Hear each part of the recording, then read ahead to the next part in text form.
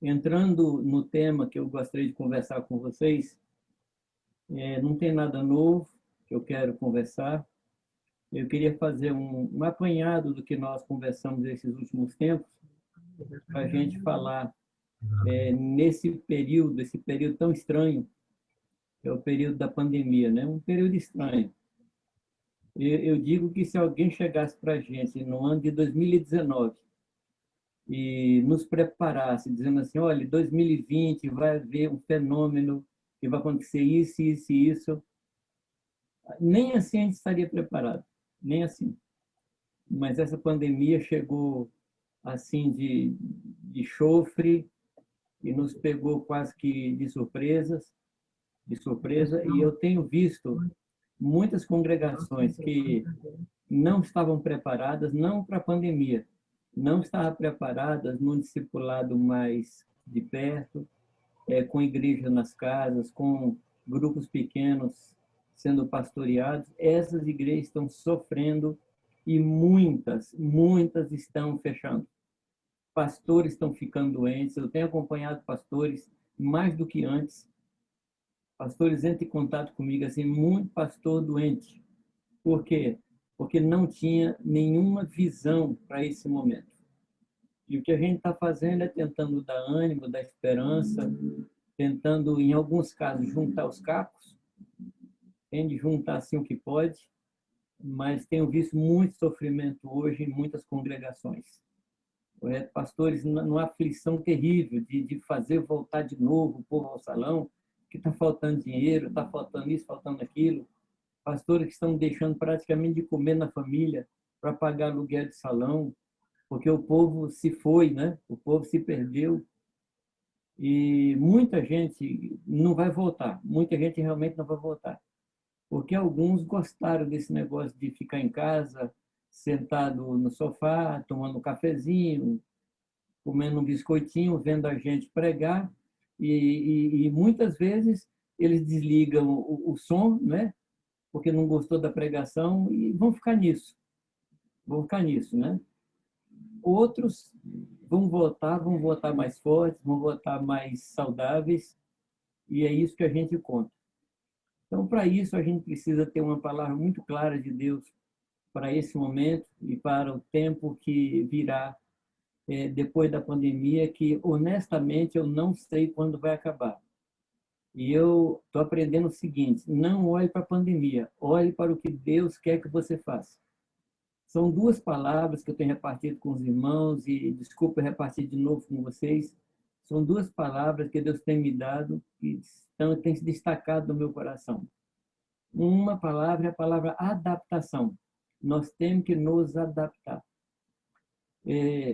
Tem gente falando do novo normal, mas honestamente eu não sei o que é isso. Eu não sei o que é o novo normal. Porque tudo que nós estamos fazendo não tem nada de normal. Porque o normal antes era aquelas reuniões grandes, nos salões. Então, o que nós precisamos hoje é nos adaptar, não mudar o conteúdo do que nós fazemos, mas usar meios diferentes. A gente sempre foi assim. Missões é adaptação. Você não pode chegar num país estranho, numa cultura estranha, e tentar adaptar aquela cultura a você. Não, ao contrário, você tem que se adaptar. O próprio Jesus foi assim. Ele se adaptou à nossa cultura para ganhar a gente. E outra palavra que tem sido muito forte é a palavra resiliência. Resiliência é a capacidade de você manter a sua forma e a sua natureza, mesmo embaixo de pressão. E quando essa pressão ela acaba, você continua com a mesma intensidade, com a mesma natureza, da mesma forma. Essas duas palavras Deus tem falado muito forte ao meu coração: resiliência e adaptação. Às vezes a gente passa por adaptação, mas nem nota, nem percebe. Alguns anos atrás, a gente não tinha nem celular. Hoje a gente está falando ao vivo, assim, no mesmo momento, né? Eu lembro, uma vez eu estava em Portugal, em 1982, e queria falar com o Irani, então eu fui no posto telefônico, pedi para fazer ligação para a Irani, e a moça falou: volta às 2 horas da tarde, que talvez a gente tenha conseguido. Era de manhã, correto? Hoje a gente fala com o Cibele, fala com os parentes da gente ao vivo, e a gente se adaptou a isso. Eu creio que essas lives, eu creio que esse contato por internet, ele veio para ficar. Nós temos que usar isso também, e eu tenho usado. Alguns de vocês são testemunhas. Eu não suportava o tal do Facebook, pior ainda o tal do Instagram. E as meninas fizeram para mim há muito tempo atrás. E eu falei, como é que eu posso fazer para alcançar mais gente a partir da casa? E Deus falou claramente comigo para usar o Facebook, usar o Instagram. E eu estou usando. Então, estou com contato com gente na África, com gente na Europa, em muitos lugares. Especialmente tem um pastor no Congo que escreve para mim, tem hora que escreve em italiano, outra hora em francês, outra hora em inglês. Não é que eu sei esses três idiomas, não, tá? Eu pego o meu professor Google e converso com ele. Irmãos no Paquistão, irmãos na Índia, irmãos em vários lugares, assim. Eu estou com uma reunião de pastores que tem pastor do Uruguai, pastor da República Dominicana, pastor da América Central, né? Aqui de vários países. Então, adaptação, nós temos que nos adaptar. Nunca mudar o conteúdo. Podemos mudar a forma, podemos mudar o veículo, mas não mudar o conteúdo daquilo que a gente tem. Pois bem, o que a gente quer como igreja? Eu resumo em três coisas que a gente quer da vida da igreja. Primeiro, nós queremos famílias fortes. E isso nós temos falado, isso nós temos conversado já faz muitos anos. Nós precisamos de famílias fortes. A igreja ela é sustentada sobre famílias fortes. As famílias elas são colunas da vida da igreja. E a gente não pode perder esse valor. A família é a base da vida da igreja. Eu não preciso falar muito disso, porque os irmãos sabem exatamente o que eu quero falar e os irmãos falam também o que eu falo. Então, nós precisamos trabalhar para fortalecer as famílias. E eu não sei quantos leram aquele livro do Schwartz, que fala sobre a vida da igreja, e ele usa uma frase que a força da igreja é medida pelo seu elo mais fraco. Então, a força da igreja deve ser medida, ou ela é medida, pela força da família mais fraca. Então, nós temos que trabalhar nas famílias que estão fracas. Temos que trabalhar naquelas famílias que estão se desanimando, porque é por aí que a gente mede a força, que a gente mede a resistência de uma família. A segunda coisa, nós precisamos trabalhar muito fortemente na preparação de novos obreiros. Deus tem me falado muito sobre a gente ganhar uma consciência, uma mentalidade de semente. A gente precisa dessa mentalidade de semente. Deus, ele nos chamou para a gente produzir sementes, produzir pessoas para continuar o que nós estamos fazendo. Nós não podemos terminar esse nosso trabalho no ministério e esse trabalho terminar quando a gente for para a sepultura. Outros têm que continuar. Eu uso uma figura para pensar no meu ministério e naqueles que virão depois de mim. É como se você está construindo uma casa de vários andares. Depois de uma determinada laje, você deixa os ferros prontos para, a partir dali, colocar as colunas. Então, é isso que nós precisamos. Deixar as coisas prontas para a geração que vem depois de nós e para outra geração. Então, nós precisamos tomar tempo formando novos obreiros. Correto? Alguém me perguntou, a partir de que momento a gente deve começar a formar obreiro? A partir do momento que a gente tem consciência de que a gente é um obreiro na casa de Deus. A gente tem que começar a olhar do lado da gente e falar, vou formar esse, vou formar esse, vou formar esse. Correto? Então, primeiro, fortalecer famílias. Segundo, formar novos obreiros. E terceiro, dar para a igreja uma visão missionária clara. Nós somos um povo missionário. Se você quer uma outra palavra, nós somos um povo apostólico. A igreja é uma igreja católica, no sentido que uma igreja em todo o seu contexto, ela é católica, ela não é só de um lugar, ela é universal nesse sentido, que mais? Ela é apostólica. Apostólica porque ela tem um apostolado, ela tem uma delegação. Isso determina as nossas ações. Eu já ouvi gente comparar a igreja com várias coisas, e uma coisa que eu ouvi que não me faz bem é que diz que a igreja é um hospital. Não, mas a igreja não é um hospital. A igreja é um exército. A igreja é um grupamento de trabalho. Agora, pode ser que algum soldado adoeça, sim, ele pode adoecer, ele pode fraquejar, mas nós temos que fortalecer para ele voltar à sua condição de guerreiro. Então, nós precisamos dar para a igreja uma visão missionária clara. Durante muito tempo, muitos pastores trabalharam para que a igreja ficasse assim, mais ou menos sem pecado, mais ou menos santa, para mais ou menos ir para o céu. Amados, ir para o céu já está garantido. Mas enquanto a gente não vai, o bilhete para o céu já está comprado. A nossa senha já está marcada. Fica tranquilo que você vai para o céu. Mas enquanto não vai? Nós temos uma missão. Nós somos apostólicos. Nós somos um povo chamado para executar uma obra que Deus tem para nós aqui na face da terra. Muito bem. Esses 3 pontos eu quero deixar como base para aquilo que eu quero falar com vocês. Correto? Jesus chamou a igreja de um nome e com esse nome ele deu a identidade da igreja. Quando chega em Marcos 11 e João 3, acontece um episódio que um completa o outro.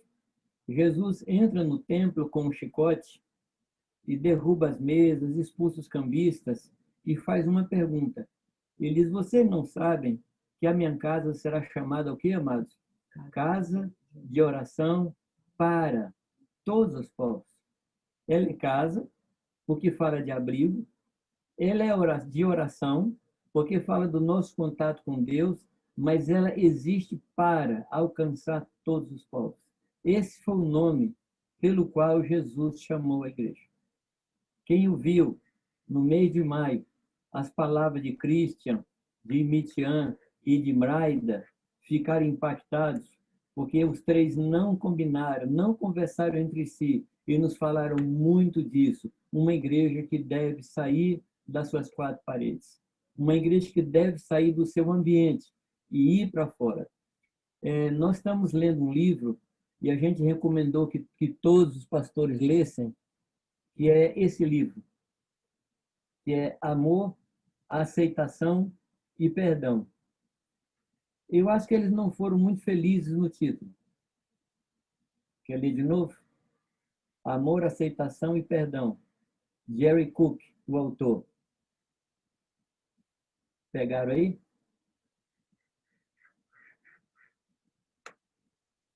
Amor, Aceitação e Perdão, Jerry Cook.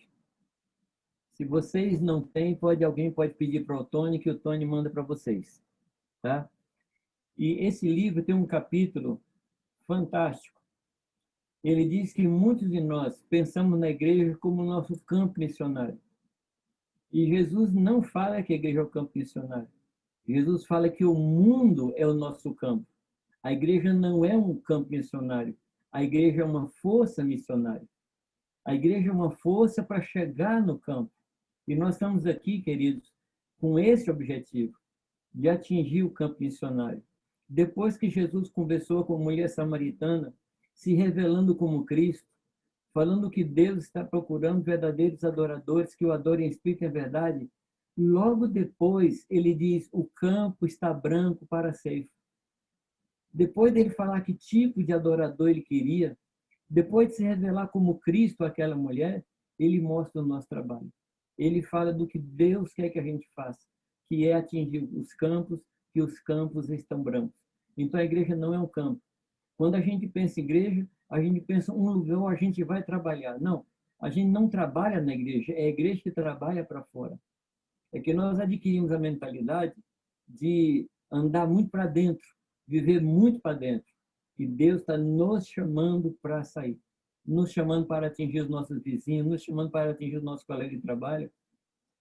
Tem um fato que aconteceu conosco esse último mês, foi muito curioso, que um amigo meu, que é coronel da aeronáutica, veio aqui nos visitar e disse que vinha visitar uma pessoa que morava por aqui por perto, e pelo que ele falou, a pessoa estava em Campinas. Então, eu combinei com ele encontrar num restaurante entre Campinas e Jundiaí. Aí eu pedi para ele mandar a localização onde ele estava para eu poder dizer para ele como deveria fazer. Vocês não acreditam? É que ele estava hospedado num prédio aqui de frente do nosso aqui. Dava para pôr como é o nome daquele negócio? Aquela corda que a pessoa vai, como é que é? Uma tirolesa. Dá para pôr tirolesa que a gente visitaria. E eu fui conversar com esse homem. Esse homem ele faz parte de um grupo que não tem salão. Não tem salão, não tem local de reunião.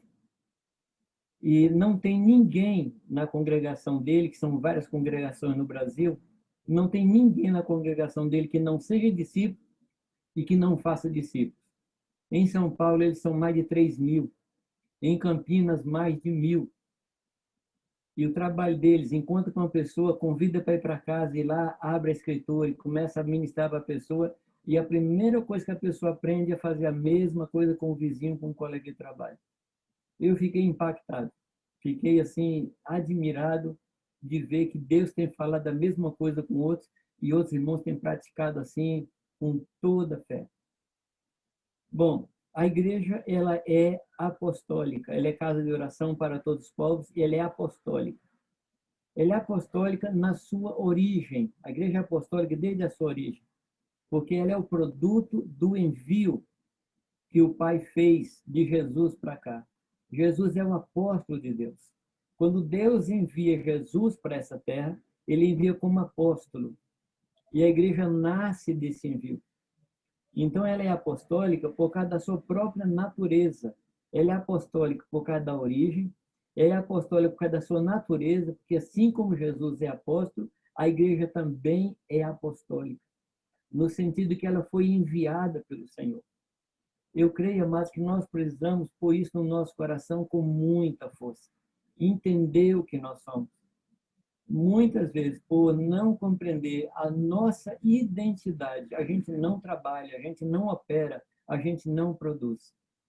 A gente acha que está na terra para ganhar dinheiro, para construir, para comprar, para vender, e não é nada disso. Nós estamos aqui na terra e o nosso destino é a pregação da palavra, é evangelizar, é discipular. Agora, para sustentar o nosso ministério, aí cada um de nós tem a sua profissão. A profissão não é o alvo da vida da gente. A profissão é a condição pela qual a gente sustenta o próprio ministério. A gente precisa colocar isso na cabeça da gente, porque muitas vezes a profissão abafa a missão. A profissão, ela sufoca o nosso ministério.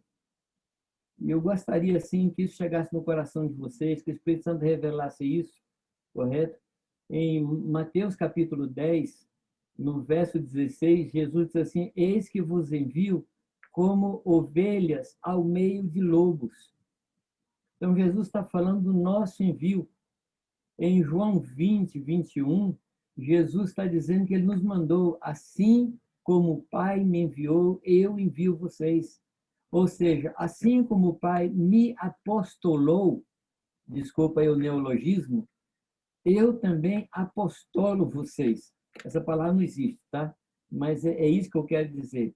Ele nos envia como apóstolos, como enviados, como delegados. Nós temos o mesmo envio do Senhor Jesus Cristo. Apóstolo significa enviado, é só isso a palavra enviado. E a palavra missionário tem o mesmo sentido da palavra apóstolo, mas na língua latina. Apóstolo é uma palavra grega, e missionário é a mesma palavra na língua latina. Então, nós somos uma igreja missionária, nós somos uma igreja apostólica e cada um de nós cumpre esse chamado apostólico. Assim como a natureza do ministério de Jesus é apostólica, assim também a natureza da igreja. Quando Jesus olha para as multidões, ali em Mateus capítulo 9, versículo 35 até o versículo 38, e eu já falei isso para vocês há muito tempo, né? E eu não canso de repetir as mesmas verdades, porque é segurança para vocês, não é? Eu não me canso de repetir. Quando Jesus olha para as multidões, Jesus não se propõe resolver a situação. Ele não se propõe a fazer com que aquelas ovelhas sejam pastoreadas. Ele chama os seus discípulos. E a oração dele, o que ele mandou a gente falar, o que ele mandou a gente orar, é que a gente orasse, pedindo ao Senhor para ele enviar, para que ele enviasse ceifeiros para a sua seara. E o interessante é que aqueles que oraram foram aqueles que Jesus enviou. E no capítulo 10, Jesus chama os seus obreiros, Jesus chama os seus discípulos e os envia as ovelhas perdidas da casa de Israel. Dá a mensagem, diz assim, onde vocês chegarem, preguem essa palavra, anuncia que o reino de Deus é chegado. Não se preocupem com o que vocês vão comer, não leve ouro no cinto, não leve um alforje para o caminho. Ou seja, ele está dizendo, não leve provisão e nem dependa do lugar para onde vocês vão, porque digno é o obreiro do seu salário. Ele está querendo dizer que Deus garante o nosso sustento se nós obedecermos ao Senhor. É isso que ele está dizendo para nós. E aí depois ele diz, em qualquer cidade que entrar, entra na casa e anuncia a tua paz naquele lugar. Se ali houver um filho da paz, a tua paz repousará sobre ele. Então, ele preparou todo o ambiente e nos envia. Para quê? Para resolver a situação do rebanho, do grande rebanho que está na face da terra sem pastor. Eu creio que se eu perguntasse a cada um de vocês, vocês poderiam me contar de encontros que vocês têm na rua, no trabalho, no ônibus, com pessoas que estão desesperadas. Gente, eu nunca vi tanta gente desesperada como vejo hoje. Porque a morte nunca esteve tão próxima da gente. Não é verdade?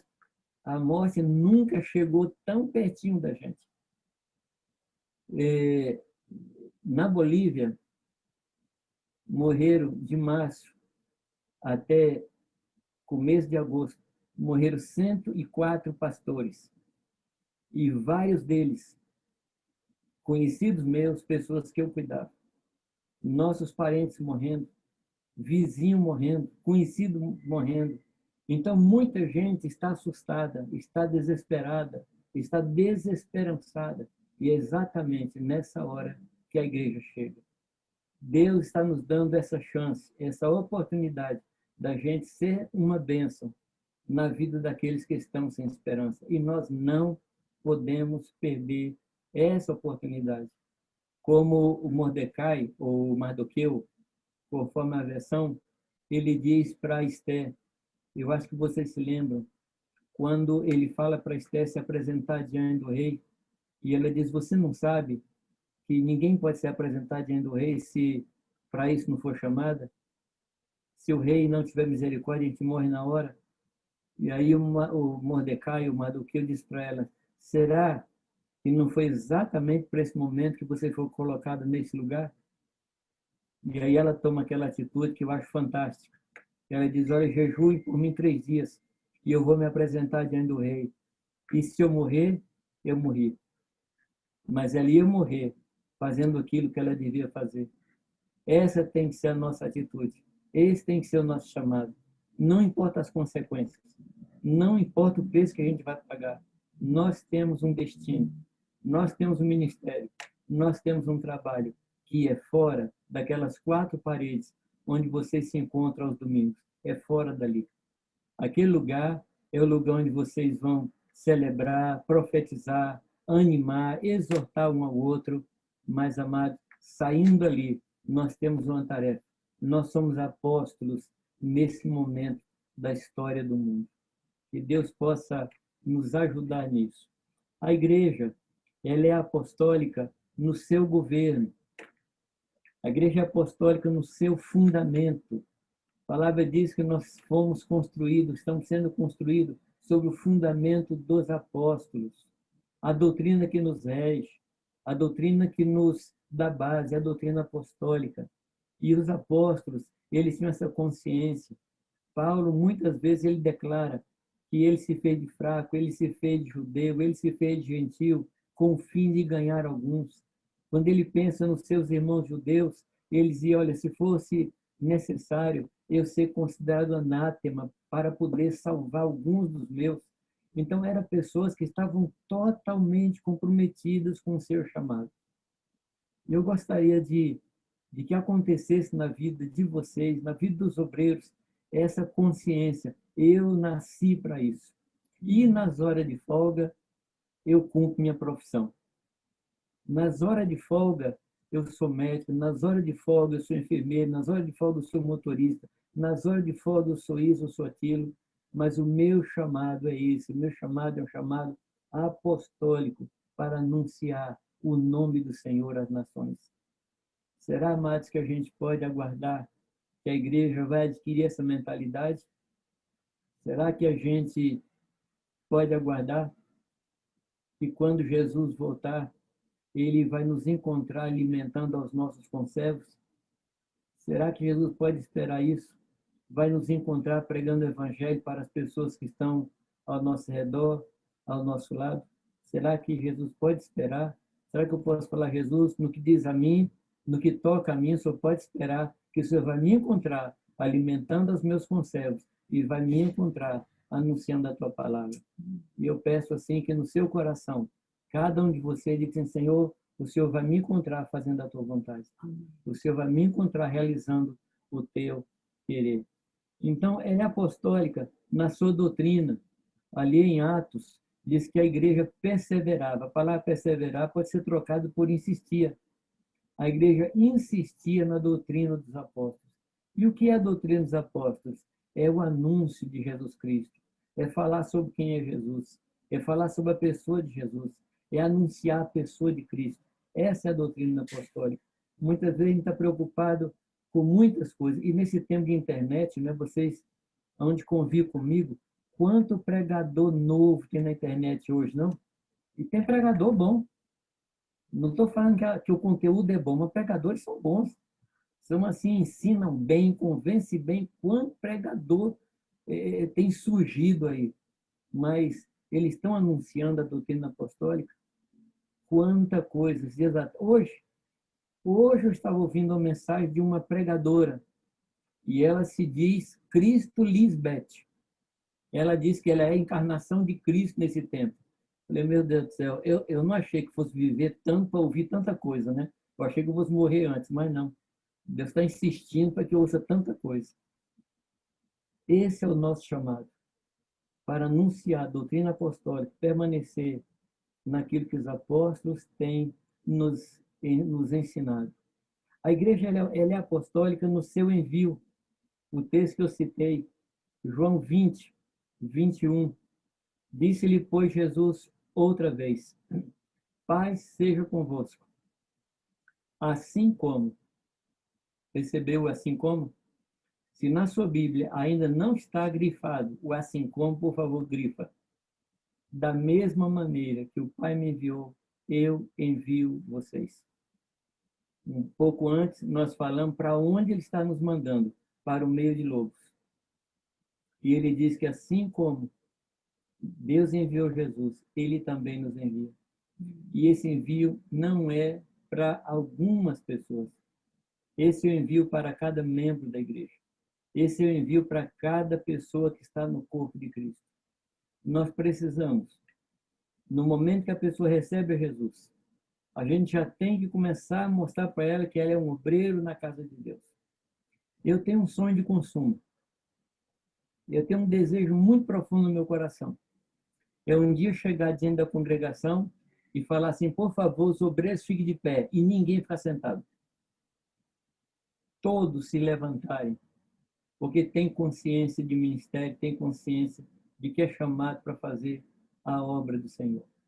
Esse é o nosso ministério, o ministério de cada um de nós. Eu já contei para vocês uma experiência com um índio lá no norte, e eu dizia para ele que a aldeia dele tinha gente de muitas nações, outras etnias. Eu dizia para ele, rapaz, você precisa preparar esse povo, disciplinar esse povo, discipular esse pessoal, para que eles saiam daqui e voltem para as suas nações para pregar o evangelho. Mas só tem um detalhe, você tem que se converter antes. Você precisa se converter para fazer esse trabalho. Ou seja, esse homem, quando ele se convertesse, ele já sabia por que ele se converteu, que era para formar obreiros.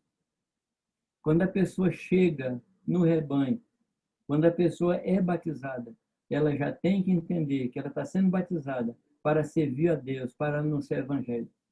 Como aquele rapaz que se converteu em Gadara, que ficava pelos cemitérios batendo em pessoas, assustando gente. Jesus diz para ele, vai e conta para os seus. E Jesus o envia para Decápolis. Decápolis sabe o que significa, né? 10 cidades. Então, um homem com menos de 2 horas de convertido é enviado num apostolado a 10 cidades. Você diz assim, mas Jesus era muito doido. Era mesmo, para vir para cá salvar a gente tem que ser louco, né? A sabedoria de Deus é loucura. E é assim que Deus trabalha. Ah, mas eu não tenho condição. Como aquele rapaz não tinha condição em si mesmo. Mas ele foi anunciar o que Deus mandou ele anunciar. Então, toda pessoa que se converte, ela tem que, nesse momento, começar a pregar o evangelho. Eu acho que todos nós sabemos. E quem mais prega o evangelho na igreja são os novos convertidos. Estou certo ou errado? Se eu estou certo, dá o sinalzinho com o dedo aí. Porque crente velho é igual feijão velho, não cozinha. Fica encruado. Fica encruado. Mas Deus vai se manifestar, vai converter esses corações. Mas nós temos que trabalhar, ensinar esses novos a voltar para suas casas, para ganhar os seus parentes. A gente tem que dar um suporte para eles, trazer os parentes, para que todos os parentes, como aquela mulher de Sicá, em Samaria, quando ela volta para a cidade e anuncia, e os historiadores dizem que aquela mulher teve o ministério mais eficaz de todo o Novo Testamento, porque aquela mulher trouxe a cidade para ouvir a Jesus Cristo. Aí eu pergunto a vocês, quanto tempo ela tinha de convertida? Pouquíssimo tempo, mas ela anunciou as coisas que Deus falou com ela, que Jesus Cristo falou com ela, e as pessoas da cidade disseram, a gente veio porque ouviu você, mas agora a gente está aqui porque a gente está ouvindo a Ele. Esse é o nosso papel, esse é o nosso trabalho. A igreja, ela é apostólica na sua tarefa. Ela é apostólica na sua tarefa. Mateus capítulo 28, 18 ao 20. O que é que o Senhor diz? Ide por todo o mundo, fazer discípulos de todas as nações. Esse é o mandamento que Deus nos dá. Esse é o trabalho que Deus nos manda fazer. Agora, eu tenho um texto que praticamente resume tudo aquilo que eu falei até aqui, que é o texto que está em 1 Pedro, capítulo 5, versículo 9, que fala o que a gente é e o que a gente deve fazer. Ele diz que nós somos raça eleita. Lembra disso, não? Raça eleita. Nação santa. Sacerdócio real. Povo de propriedade exclusiva de Deus. Para quê, amados? Para anunciarmos as virtudes daquele que nos chamou das trevas para a sua maravilhosa luz.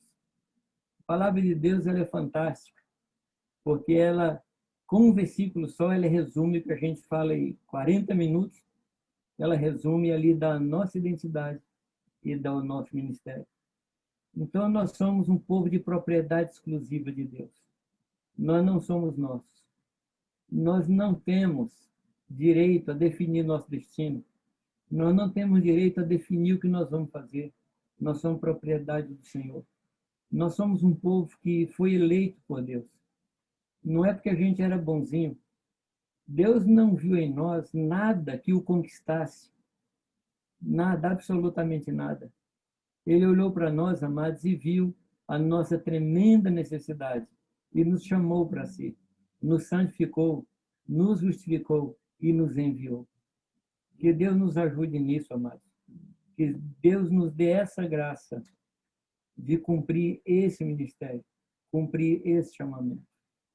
Eu creio que vocês têm uma tremenda chance de explodir essa congregação, explodir não no mau sentido, mas explodir no sentido de enviar pessoas para toda a ilha, enviar pessoas para todas as cidades vizinhas, e terminando as cidades vizinhas até os confins da terra, porque vocês têm recebido muito.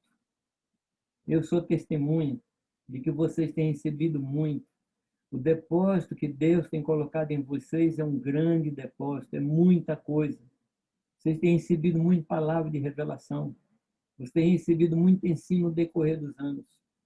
E o que é que nós vamos fazer com tudo isso? O que é que nós vamos fazer com tudo isso? Que Deus possa usar cada um de vocês para multiplicar o seu nome, multiplicar a sua vida pela força do Espírito Santo.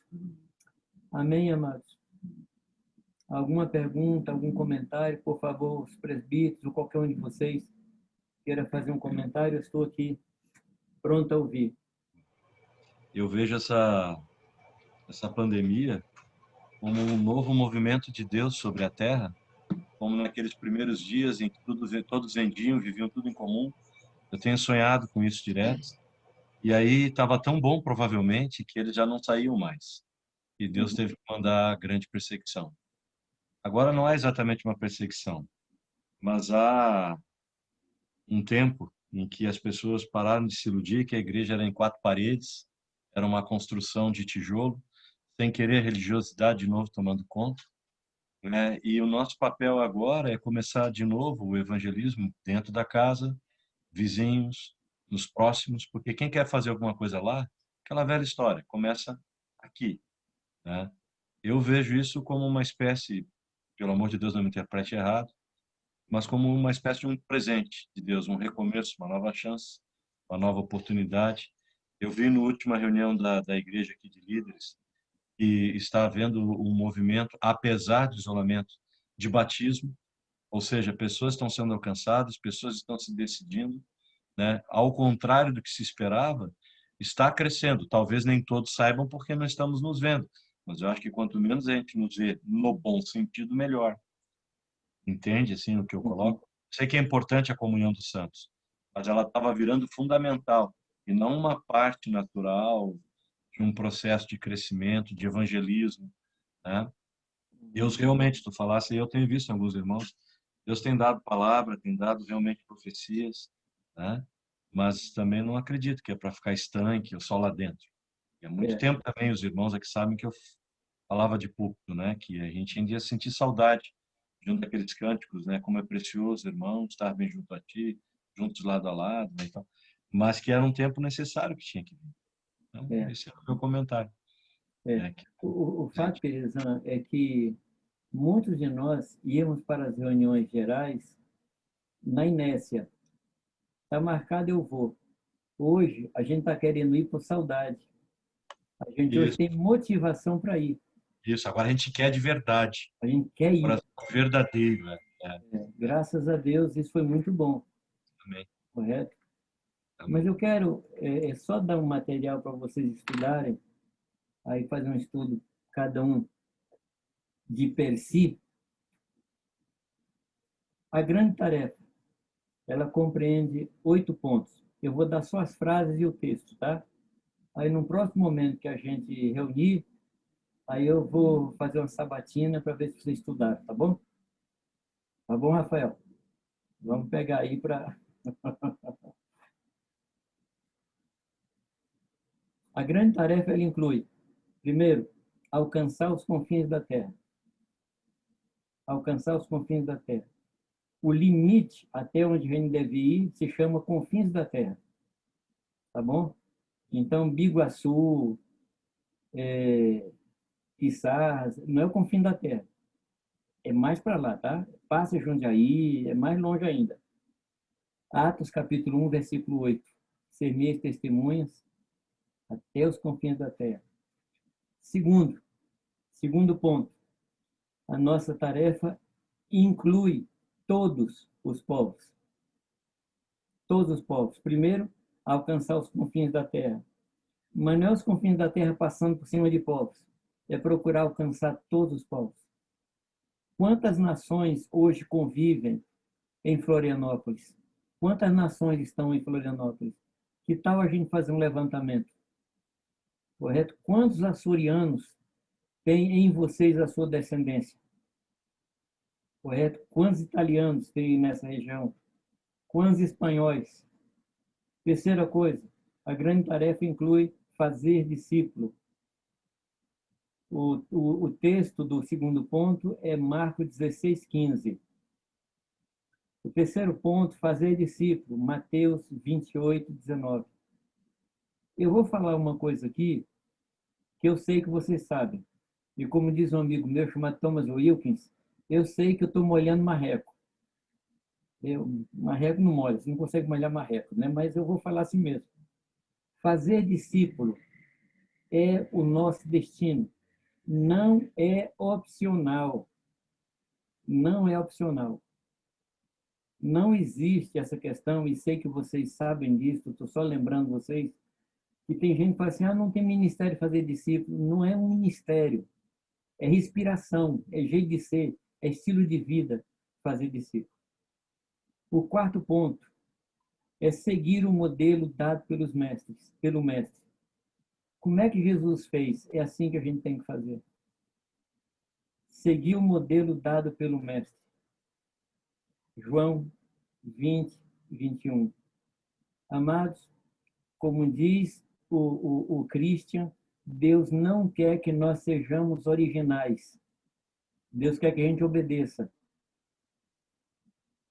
Hoje a igreja tem um poder de criatividade fantástico, por isso está atrapalhando a igreja. Não seja original, seja obediente. Foi isso que ele mandou fazer? Faz. Siga o modelo. O quinto ponto, essa grande tarefa inclui contar com a presença de Jesus Cristo. Jesus está conosco. Não foi isso que ele falou em Mateus 28? E de fazer discípulos de todas as nações, batizando em nome do Pai, do Filho e do Espírito Santo, ensinando a guardar todas as coisas que vos tenho ordenado, e eis que estarei convosco. O eis que estarei convosco é condicionado ao ir e fazer discípulos, mas a gente tem que contar com ele. Quando você sair da sua casa para visitar alguém, saiba que Jesus vai com você. E que na hora que você abrir a boca para falar, Jesus vai falar através de você. Conta com isso, por favor. Conta com isso. Não dependa da sua sabedoria, não dependa da sua homilética, não dependa da sua hermenêutica, dependa do Espírito Santo. Hermenêutica, homilética, coisa muito boa, mas não dependa disso, dependa daquele que falou que vai estar com você enquanto você estiver fazendo isso. Sexto ponto, quando você sair, você deve demonstrar as características do reino de Deus. Isso significa o seu caráter e significa também sinais. Sinais. Acostume-se a colocar a mão na cabeça das pessoas e orar para que Deus opere com sinais. E não tenha medo de Jesus não curar. Eu vou pôr a mão na cabeça, ele não cura, como é que eu fico? Não, você não fica com nada, porque quem mandou você sair foi ele, e se alguém ficaria com vergonha, é ele. Não sei se você me compreende. Porque foi ele que mandou você sair e os sinais iriam acompanhar você. Então não tenha medo de impor as mãos, não tenha medo de repreender Satanás, não tenha medo de ser usado nos dons espirituais. Porque dons espirituais e discipulado estão totalmente integrados. Amém? Sétimo ponto. A grande tarefa inclui na restauração do ser humano em todos os sentidos. Nós temos que ter essa visão de restauração completa do ser humano. Restauração do caráter, da moral, dos bons costumes, da educação, do respeito, do amor à natureza, de uma pessoa de atitudes ecológicas corretas. Jesus Cristo, ele entra na vida do homem e faz o homem mudar completamente. Aquela ideia de que a gente vai pregar o evangelho para a pessoa ir para o céu, não é isso, amado. Eu repito, o céu está garantido porque Jesus pagou o bilhete. Mas enquanto isso, a pessoa tem que ser um bom cidadão, tem que aprender a dirigir direito, tem que aprender a respeitar leis. Então, fazer discípulo inclui todas essas coisas. Um homem ser um bom pai, a pessoa ser um bom filho, a mãe ser uma boa esposa. Tito nos ensina isso, correto? Restauração do homem em todo o seu sistema de vida, em todo o seu em todos os aspectos da sua vida. E o 8º ponto, essa função, ou essa tarefa, tem que se cumprir antes do fim dos tempos. Você vai falar, mas é claro, é verdade, é claro, mas eu tenho que cooperar para isso. Eu tenho que cooperar. Se você ler Mateus 24, quando Jesus fala dos sinais que ele deixou para que os discípulos soubessem quando seria o final dos tempos, todos os sinais que ele falou já aconteceram, menos um. Você sabe qual é, né? Mateus 24, versículo 14. E o que é que diz lá? E será pregado este evangelho do reino para testemunha a todas as nações, então virá o fim. Correto? Então nós temos que ter essa consciência de que eu estou cooperando para que Jesus volte. Eu estou apressando a volta de Jesus Cristo. Os céus estão retendo Jesus, porque Jesus não quer que nenhum homem se perca. Ele quer que todo homem chegue à salvação. Então, quanto mais rápido a gente prega o evangelho, mais rápido o Senhor Jesus Cristo vai voltar. Põe isso na sua cabeça, que o seu trabalho vai cooperar para a volta de Cristo. Amém? E eu tenho dito para os irmãos, prega o evangelho, a tempo e fora de tempo, porque você pode ser a pessoa sorteada para pregar para o último homem da última nação. Talvez você tenha o bilhete premiado na mão aí. Deus tem escolhido você para pregar para a última pessoa. Você terminou de pregar, o céu se abre e Jesus volta. Correto? Então prega o evangelho olhando para cima, para será eu que vou dar esse presente ao Senhor Jesus Cristo. Próximo tempo que a gente tiver, nós vamos conversar sobre esses 8 pontos. E peço que vocês dêem uma estudada neles, dê uma lida nesses versículos, tá bom? Que Deus possa abençoar vocês. Eu só queria falar para vocês assim rapidinho do que Deus tem me falado, né, por toda essa situação que não só o Brasil, mas o mundo todo está passando, né? Uma coisa que tem me deixado impressionada é como Deus é poderoso e capaz para extrair de situações difíceis e complicadas coisas boas para nós. Como Deus tira lucro de onde não há esperança. Então, aquele texto que a gente repete muito, né? Todas as coisas cooperam para o bem daqueles que amam a Deus e são chamados segundo o seu propósito, é uma verdade assim muito latente nos dias de hoje. Deus tem tirado, né, dessa situação e tem levado muitos à depressão, ao suicídio, tem levado muitos ao divórcio, mas a igreja só está lucrando com tudo isso. Deus está tirando de toda essa situação triste muitos benefícios para a igreja. Então, a gente vê as famílias da igreja se unindo mais, né? Os casais se apegando mais um ao outro, os filhos mais perto dos pais, o fato das crianças não irem para a escola, as mães se dedicando mais aos filhos, os pais ajudando mais nas tarefas da casa. Então, Deus é especialista em tirar de coisas aparentemente tristes e difíceis, ele tira lucro e benefícios a nosso favor. Então, o diabo, no que diz respeito à igreja, está sempre perdendo.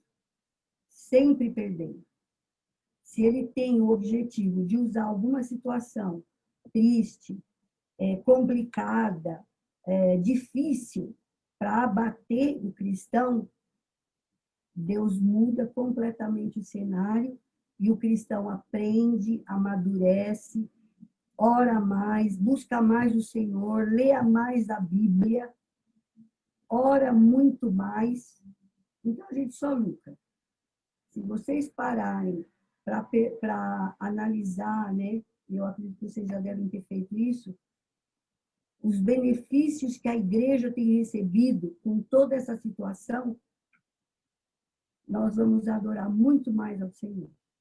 Muito mais ao Senhor, porque Deus tem nos abençoado de maneira maravilhosa. Eu louvo a Deus, porque Deus não perdeu o controle. Amém. Né? O mundo está desequilibrado aí, mas Deus não perdeu o controle. Deus está no comando de todas as coisas, e todas as coisas têm cooperado para os nossos bens. Amém. Então, eu queria deixar essa observação com vocês, e que nós adoremos ao Senhor, né? Amém. Vamos viver para adorar o nosso Deus. Vamos viver para glorificar o nome do nosso Deus. Ele é digno de toda a nossa adoração, de todo o nosso louvor, mesmo em meio à pandemia. Amém? Graças a Deus. Amém. Muito obrigado.